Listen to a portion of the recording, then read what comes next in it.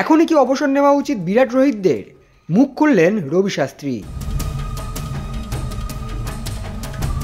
और ये धोनी की हुई जी गजब ग्रिप कैसे SRMB जैसे SRMB TMT बार की विन ग्रिप टेक्नोलॉजी सीमेंट के साथ बनाए मजबूत पकड़। Grip is important.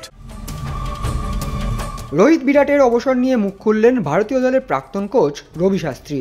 ভারতীয় দলের দুই মহারথী ফের একবার প্রত্যাশা পূরণ করতে ব্যর্থ হন। মেলবোর্ন টেস্টের পঞ্চম দিনে শুধুই হতাশা উপহার দিলেন তারা। রোহিত ফিরলেন 9 রানে আর কোহলি করলেন মাত্র 5 রান। দুই তারকার অবসর নিয়ে জল্পনা এখন তুঙ্গে। প্রাক্তন কোচের কিন্তু দুই ক্রিকেটার নিয়ে ভিন্ন অভিমত।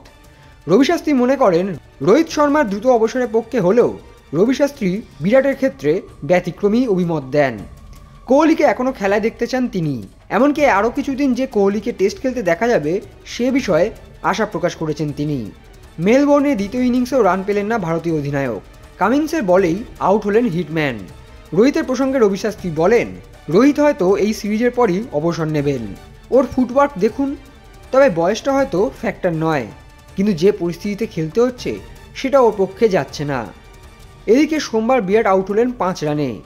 রবি শাস্ত্রীর কথায়, আমার যা মনে হয় বিরাট কোহলি আরও 2 থেকে 3 বছর খেলতে পারেন। চলতি সিরিজে ও সেভাবে পারফরমেন্স করতে পারেনি, তবে খুব খারাপ খেলেছে সেটাও বলা যায় না।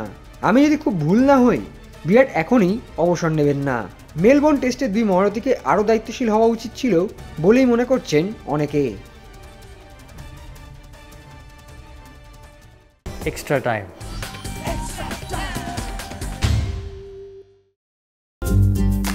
লেটেস্ট নিউজ আর এক্সক্লুসিভ ভিডিওর সঙ্গে আপডেট থাকতে এখনই সাবস্ক্রাইব করুন আমাদের ইউটিউব চ্যানেল। বেল আইকনে ক্লিক করতে ভুলবেন না যেন।